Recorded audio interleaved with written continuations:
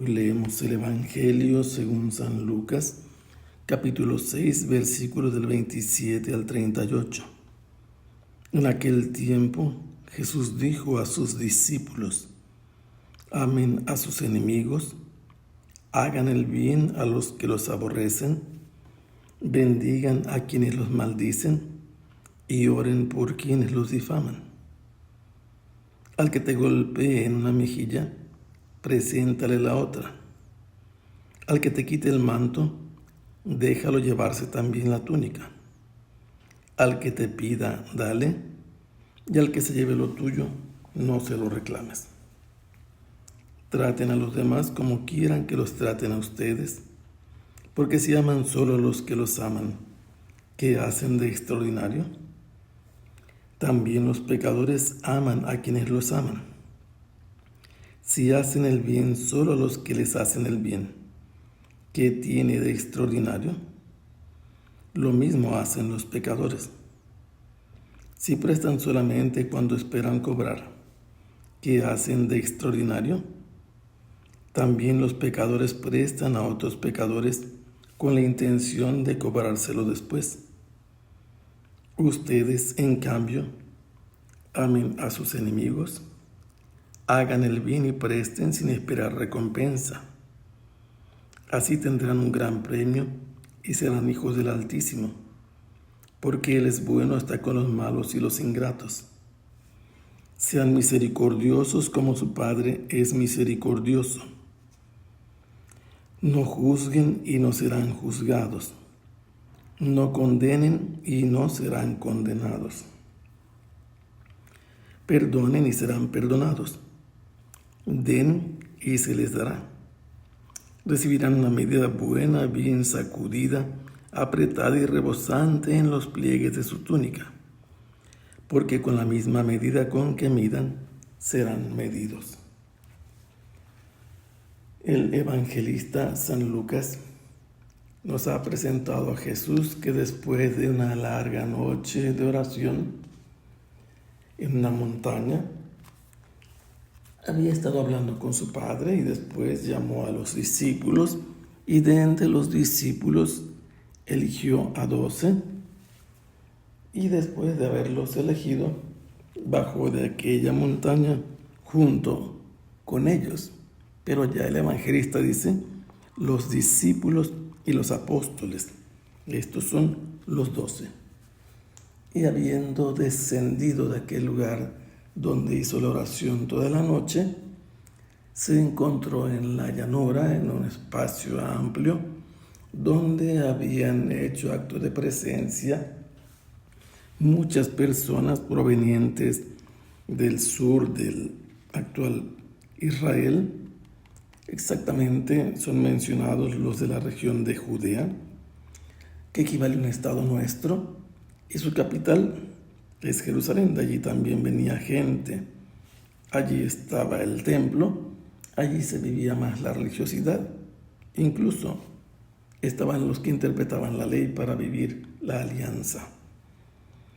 Había venido también gente del noroeste, de la costa oriental del mar Mediterráneo y, estrictamente hablando, no israelitas, de Tiro y de Sidón, que son paganos, que son fenicios. Y a estos y a los otros dos grupos que ya he distinguido, Jesús les habló acerca de las bienaventuranzas y las lamentaciones. Y enseguida continúa hablando y dice: a ustedes que escuchan, les digo, amen a sus enemigos. Es una orden, es un imperativo de parte de Jesús como maestro, que ellos deben amar a aquellos que se comportan activamente como enemigos suyos. Y una manera concreta de amar a los enemigos, dice Jesús, es hacerles el bien, aunque los enemigos muestren odio contra los que están escuchando la palabra de Dios. Si alguien a ellos los maldice, para ellos la palabra maldecir es una palabra eficaz, Él les dice, a ellos bendíganlos. ¿Qué significa esto? Pídanle a Dios que les dé todos los bienes. Y lo agrega y lo aclara de un modo más patente. Rueguen, hagan oración por aquellos que los acusan en falso. El enemigo no solamente los detesta y los odia, también los maldice y aparte los acusan en falso. Y por esas personas que hablan mal a los demás en falso de los que escuchan a Jesús, ellos tienen que hablarle a Dios para que Él los bendiga y los proteja. Si alguien te golpea la mejilla, tú preséntale la otra. Ellos no deben resistir al enemigo que es agresivo, que actúa violentamente contra el propio cuerpo de los discípulos de Jesús. Tú debes presentarle la otra mejilla. Si alguien te quita el manto, la pieza que va sobre la túnica, tú no le niegues tampoco la túnica.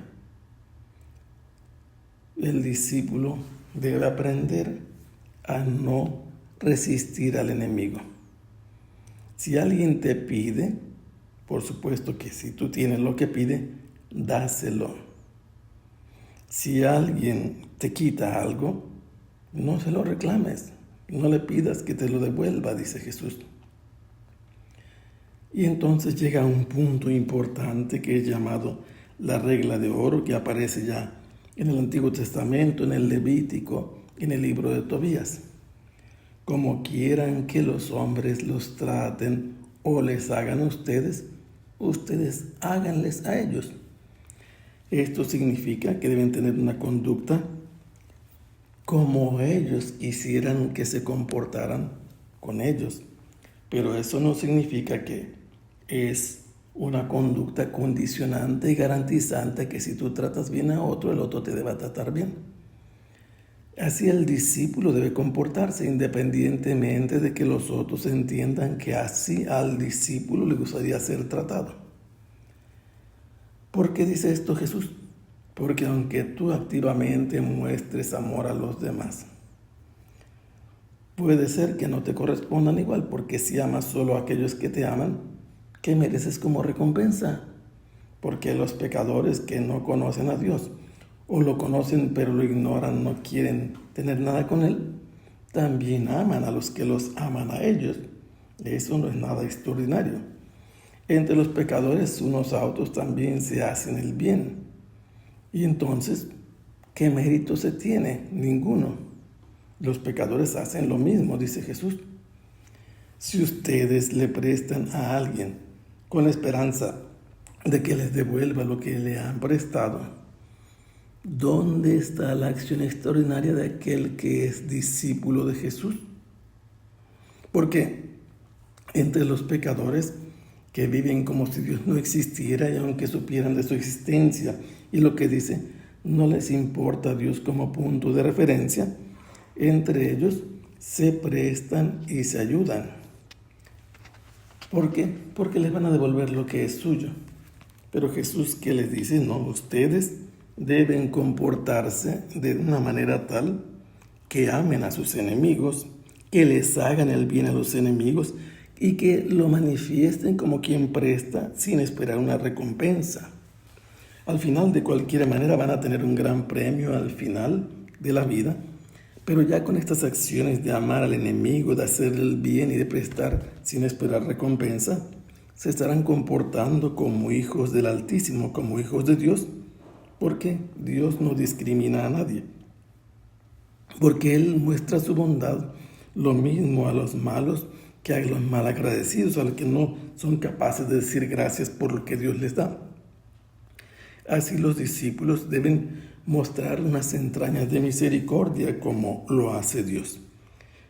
A ellos no les corresponde ni juzgar ni condenar, solamente deben perdonar, porque si ellos no juzgan, Dios no los va a juzgar ni los va a condenar, por el contrario, los va a perdonar.